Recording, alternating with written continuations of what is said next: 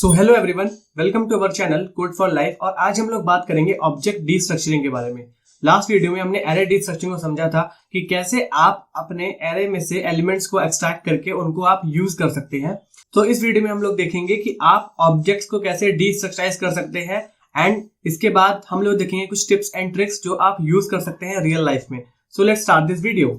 तो सबसे पहले क्या करता हूँ, मैं अपना एडिटर खोलता हूँ एंड देन इसके बाद यहाँ पर क्या करते हैं, एक ऑब्जेक्ट बना देते हैं। सो मैं बेसिकली एक एम्प्लॉय का डेटा स्टोर करूंगा, उसमें उसका नाम होगा, उसमें उसकी आईडी होगी, कुछ स्किल्स होंगी एंड देन उसको हम डिस्ट्रक्चर करके देखेंगे। सो लेट्स से उसका मैं नाम दे देता हूँ यहाँ पर एम्प्लॉय एंड देन यहाँ पर उसका जो नाम होगा वो होगा यहाँ पर जॉन एंड देन इसके बाद जो इसकी आईडी होगी वो लेट्स से दे देते हैं हम लोग 44। तो इधर ले लेते हैं 44 एंड देन इसके बाद यहाँ पर मैंने बनाने वाला हूँ उसका स्किल्स और इसके अंदर हम लोग एक नेस्टेड ऑब्जेक्ट बनाएंगे।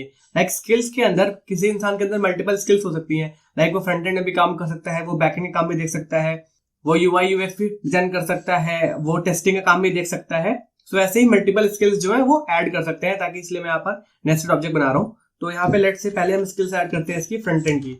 तो लेट्स से फ्रंट एंड में इसे लाइब्रेरी कौन कौन सी आती है वो मैं इसमें रख लूंगा। तो लेट्स लाइब्रेरीज इसके आती हैं रिएक्ट एंड देन अगर मैं बात करूँ फ्रेमवर्क की तो इधर हम लोग बात कर लेते हैं इसको एंगुलर। तो यहाँ पर क्या हो गया है, मैंने नेस्टेड ऑब्जेक्ट्स जो है बना लिया है। सो इधर इसको क्लोज कर लेते हैं। सो अब अपने को क्या करना है, इसको डिस्ट्रक्चर करके देखना है। तो इधर क्या करता हूँ मैं, आपको सिंटैक्स क्या लिखना होगा, पहले आपको यहाँ पर टर्मिनल की डिक्लेरेशन जो भी आपको यूज करनी है एंड देन उसके बाद आप जैसे एरे में आप क्या करते थे, वेरिएबल्स जो है क्रिएट करते थे, तो वहां पर वो नया वेरिएबल एज एन आप एलिमेंट को यूज कर सकते हैं। बट यहाँ पर आपको नाम जो देना होता है, आपको एज इट इज जो नाम उसकी प्रॉपर्टी का है आपको वही यूज करना पड़ता है उससे एक्सट्रैक्ट करने के लिए। फॉर एग्जाम्पल अगर मुझे नेम और स्किल्स की एक प्रॉपर्टी चाहिए तो मुझे अगर वेरिएबल अगर उनके बनाने हैं तो मुझे उसका सेम नाम से ही उसे एक्सट्रैक्ट करना होगा, बिकॉज देन फिर इंटरप्रेटर नहीं समझ पाएगा अगर आप कोई डिफरेंट नाम यूज करेंगे कि आप कहाँ का रेफरेंस पास कर रहे हैं। सो यहाँ मैं दे देता हूँ नेम एंड देन इसके बाद मैं ले लेता हूँ यहाँ पर स्किल्स एंड देन यहाँ पर मुझे लेना होगा यहाँ पर असाइनमेंट ऑपरेटर और देन इसके बाद यहाँ पर मुझे पास करना होगा ये एम्प्लॉय ऑब्जेक्ट। तो आप देख रहे होंगे एरे में हम लोगों ने यहाँ पर स्क्वायर ब्रैकेट्स यूज किए थे, बट यहाँ पर हम लोग कर्ली ब्रेसेस यूज कर रहे हैं बिकॉज एक ऑब्जेक्ट जो है ऐसे ही इनिशियलाइज होता है। तो इसके बाद क्या हुआ, यहाँ पर मैं जो है प्रिंट करा लेता हूँ कि जो भी आउटपुट आ रहा है उसे कंसोल में देखेंगे चला के एक बार। तो इधर नेम प्रिंट कर लेते हैं देन इसके बाद जो है स्किल्स जो है प्रिंट कर लेंगे।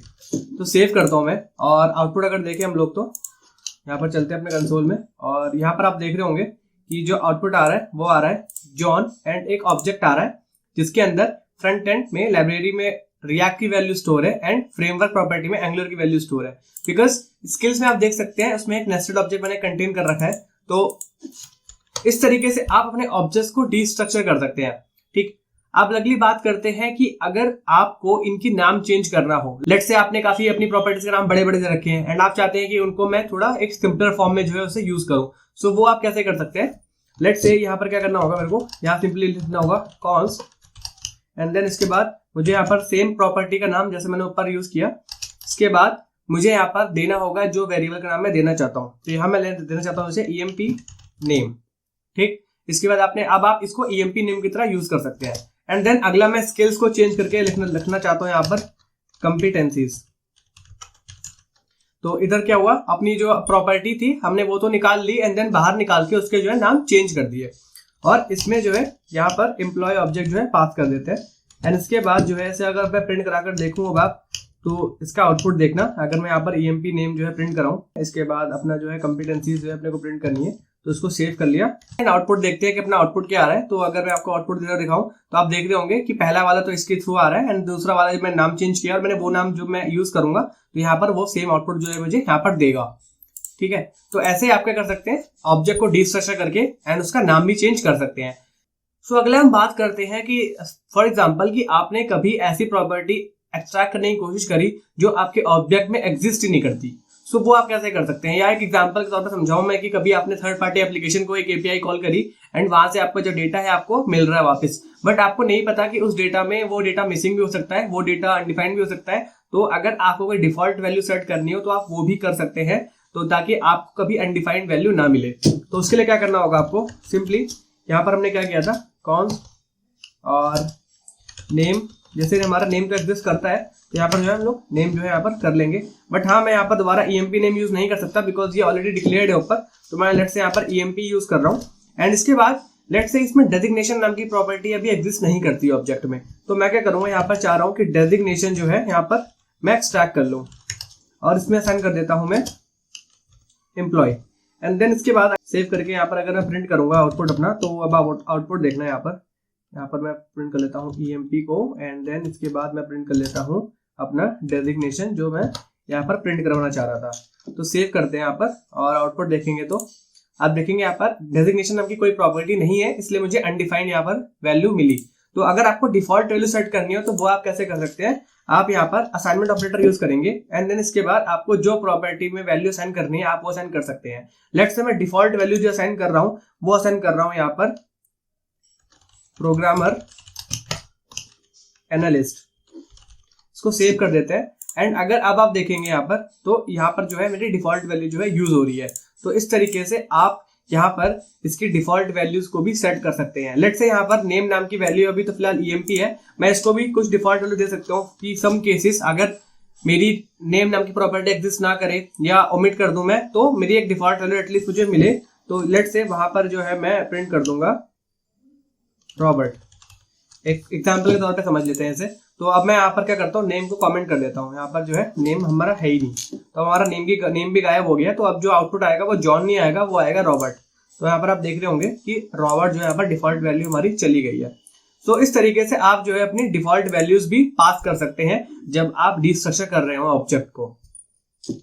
अगला हम लोग बात करते हैं कि अगर आपको अपने किसी वेरिएबल को आपको म्यूटेट करना हो या ऑब्जेक्ट को म्यूटेट करना हो तो वो आप कैसे कर सकते हैं।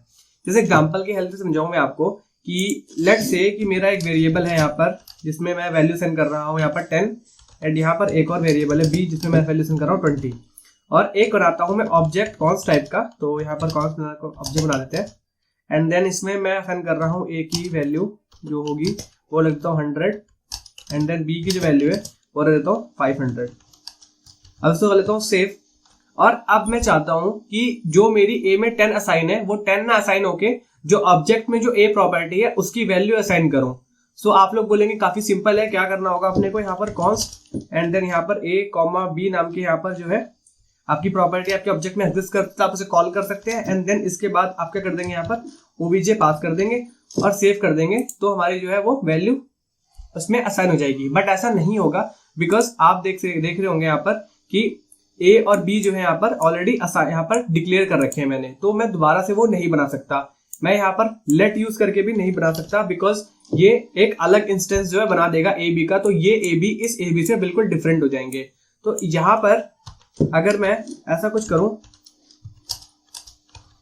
OBJ और इसको सेव कर दूं तो आप लोग कहेंगे कि यहाँ पे क्या हो गया, आपका ऑब्जेक्ट डिस्ट्रक्चर हो गया है एंड AB की वैल्यू इसमें जो है असाइन हो गई है। तो अपना आउटपुट अगर देखें तो यहाँ पर आपको एक एरर मिल रही है, that is unexpected token equal to. ऐसा इसलिए होता है बिकॉज जब भी इंटरप्रेटर स्टार्टिंग में कर्ली ब्रेसेस को देखता है तो वो एक ब्लॉक ऑफ कोड एक्सपेक्ट कर रहा होता है आपसे, बट आगे जाकर उसने देखा कि यहाँ पर असाइनमेंट ऑपरेटर है तो आप किसी ब्लॉक ऑफ कोड में कोई वैल्यू असाइन नहीं कर सकते। इस वजह से वो आप इस असाइनमेंट ऑपरेटर को आपको एरर दे रहा है। तो इसको रिजॉल्व करने का तरीका क्या है कि आप अपनी स्टेटमेंट्स को यहाँ पर पैरेंथेसिस के अंदर पास करेंगे तो ये जो है काम कर जाएगी। तो इसको सेव करता हूँ और अगर मैं अब जो है यहाँ पर console.log और a एंड b की वैल्यू अगर मैं प्रिंट कराऊंगा तो अगर आप आउटपुट देखेंगे आप तो यहाँ पर जो है मेरे 10 एंड 500 जो कि ऑब्जेक्ट में वैल्यू कंटेन थी वो प्रिंट हो गई। तो यहाँ पर आप जो है वैल्यूज को म्यूटेट भी कर सकते हैं यूजिंग दी ऑब्जेक्ट। तो इसे हम बोलते हैं ऑब्जेक्ट को म्यूटेट करना। तो काफी ज्यादा फायदे हैं ऑब्जेक्ट डिस्ट्रक्शन के। अगर मैं आपको एक बहुत बड़ा एडवांटेज बताऊं तो वो एक एग्जांपल लेते हैं। लेट्स से मेरा एक फंक्शन है जिसको मैं जो बेसिकली नया एम्प्लॉय जब भी कंपनी में ऐड होता है तो उनकी इंफॉर्मेशन जो को ऐड करता है वो। तो यहाँ पर मैं बना लेता हूँ एक एरो फंक्शन एंड इसके बाद यहाँ पर जो भी वैल्यू आएगी उसे मैं प्रिंट करने वाला हूँ अब यहाँ पर कंसोल में। तो यहाँ पर जो है एक ऑब्जेक्ट पास करूंगा मैं और एंड देन यहाँ पे क्या करता हूँ एक ऑब्जेक्ट को पास करता हूँ। यहाँ ध्यान से देखिएगा मैं यहाँ पर सिंगल ऑब्जेक्ट ही पास कर रहा हूँ, ठीक है।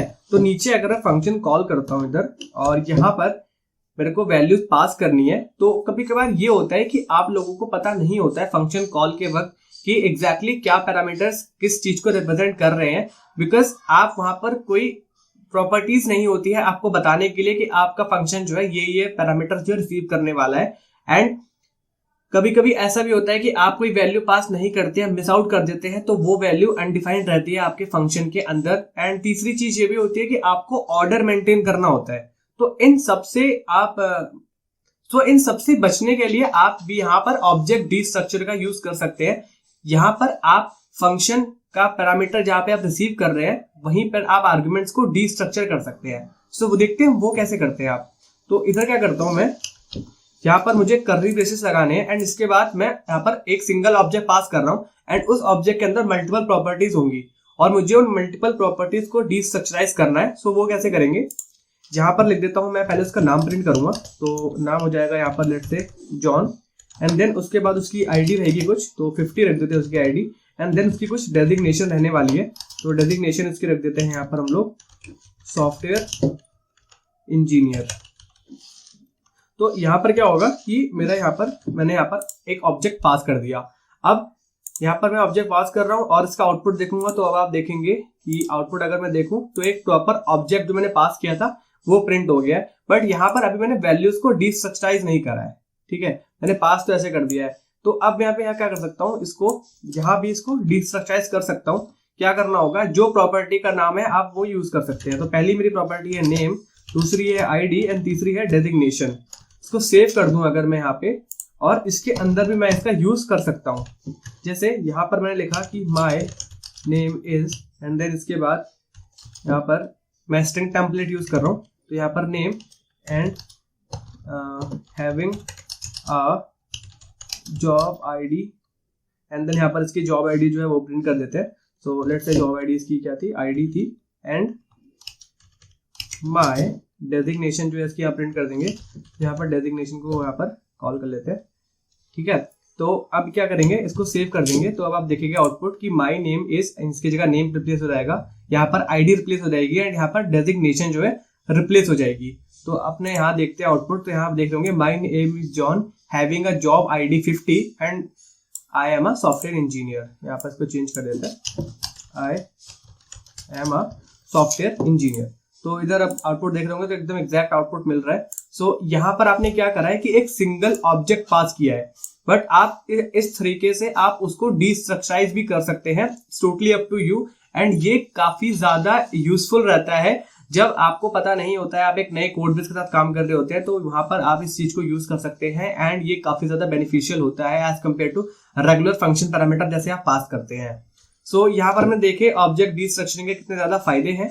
एंड अगर आपको ये वीडियो अच्छा लगा सो वीडियो को लाइक, शेयर एंड चैनल को सब्सक्राइब करना मत भूलना। और मिलते हैं अपनी अगली वीडियो में जहां पर हम ऐसे ही कुछ टॉपिक्स को डिस्कस करेंगे। तो तब तक के लिए thank you, have a nice day.